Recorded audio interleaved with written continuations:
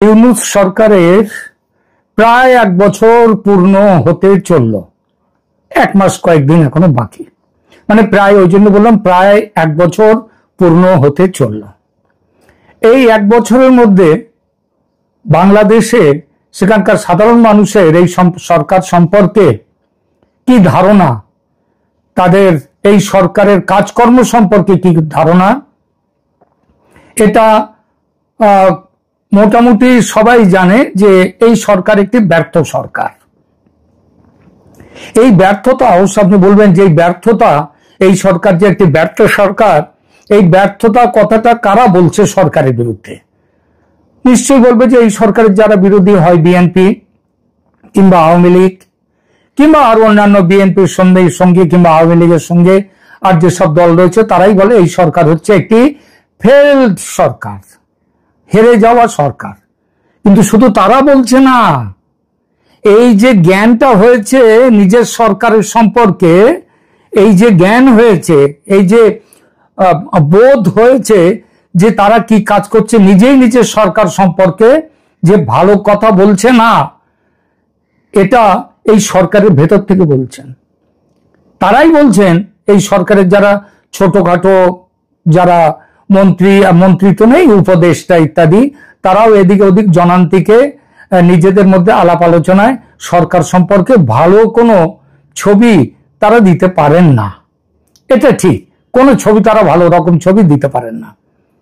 কিন্তু মুশকিল হয়ে গেল যখন শুনি এই একই কথা যদি বলেন বাংলাদেশের অন্তর্বর্তী সরকারের প্রধান উপদেষ্টা ডক্টর মোহাম্মদ ইউনূস, তিনি যদি এই কথাটা বলেন, তিনি যদি নিজের সরকার সম্পর্কে এই ধরনের মন্তব্য করেন, তাহলে কি আর বাইরের লোকের কিংবা এই সরকারের শত্রু যারা, তাদের মন্তব্যের কোনো দরকার হয়?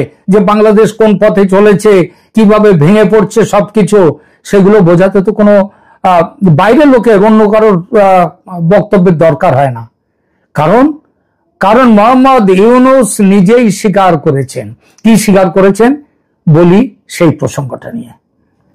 দেখুন, গত ক্ষমতা গ্রহণের পর গত 12ই জুন, এই 4-5 দিন আগে 12ই জুন ব্রিটিশ দৈনিক দ্য গার্ডিয়ানকে দেয়া এক সাক্ষাৎকারে ডক্টর ইউনূস বলেছেন, নতুন বাংলাদেশ গঠনের প্রথম শর্ত দুর্নীতিমুক্ত প্রশাসন। সরকারের প্রতিটি স্তরে এবং প্রত্যন্ত গ্রাম পর্যন্ত দুর্নীতির শিকড় ছড়িয়ে আছে। সেখানে ইউনূস আরো বলেন, ওই গার্ডিয়ান পত্রিকার সঙ্গে সাক্ষাৎকারে, যে পাসপোর্ট বানাতে, ব্যবসার লাইসেন্স নিতে সব জায়গায় ঘুষ দিতে হয়, প্রতিটি স্তরে লুটপাট চলে, সরকারকে মানুষ শত্রু ভাবে, যাকে প্রতিহত করে টিকে থাকতে হয়। কথাগুলো শুনবেন, এই কথাগুলো কিন্তু সাধারণ কোনো কথা নয়, একেবারে মারাত্মক কথা। যদিও এর মধ্যে উনি চেষ্টা করেছেন, স্বীকার করেছেন যে ঘুষের রাজত্ব, দুর্নীতির রাজত্ব সব স্বীকার করেছেন, কিন্তু সেটাকে চেপে ধরার জন্যে উনি আবার সূক্ষ্ম ব্যবস্থাও করেছেন। কিরকম ব্যবস্থা? যেমন ধরুন, উনি বলেছেন কি, যে নতুন বাংলাদেশ গঠনের প্রথম শর্ত দুর্নীতিমুক্ত প্রশাসন, সরকারের প্রতিটি স্তরে এবং প্রত্যন্ত গ্রাম পর্যন্ত দুর্নীতির শিকড় ছড়িয়ে আছে। আমরা যারা বাংলাদেশের সাধারণ মানুষের কথা যেভাবে শুনতে পাই, তাতে আমরা দেখি শেখ হাসিনার আমলে দুর্নীতির কিন্তু সীমাহীন ছিল না। দুর্নীতি তারও কোনো জায়গায় দমন করার জন্য, দুর্নীতিকে চাপার জন্য, দুর্নীতিকে কি বলবো কন্ট্রোল রাখার জন্য রাষ্ট্রীয় একটা ব্যবস্থা ছিল। আজকে এই সরকারের আমলে সে ব্যবস্থাটা চলে গেছে। ওই যে তিনি বললেন দুর্নীতির শিকড় ছড়িয়ে আছে। সব দেশেই দুর্নীতি কম বেশি শিকড় ছড়ানো থাকে, কোথাও কম কোথাও বেশি। এই যে চীনের একজন প্রদেশের সবচেয়ে বড় যে নেত্রী, তাকে ভয়ঙ্কর দুর্নীতি এবং সেই দুর্নীতির মধ্যে আর্থিক দুর্নীতির সাথে সাথে যৌন দুর্নীতিও ছিল, তাকে কমিউনিস্ট পার্টি থেকে বহিষ্কার করা হয়েছে, সম্ভবত তাকে জেলে পাঠানো হয়েছে। অর্থাৎ দুর্নীতি হচ্ছে মানুষের দুর্নীতি করা, অন্যকে ছাড়িয়ে উপরে ওঠা। পাশাপাশি যেমন দু তিনটে গাছ থাকলে দেখবেন একটা গাছ আর একটা গাছকে ছাড়িয়ে উপরে ওঠার চেষ্টা করে, এটা হচ্ছে জীবনের স্বাভাবিক ধর্ম। তো এরকম মানুষের ক্ষেত্রেও দুর্নীতি করে অর্থ উপার্জন করে সেই অর্থের বলে আমি ওপরে উঠবো অন্যের থেকে, এই ধারণাটা খুব স্বাভাবিক।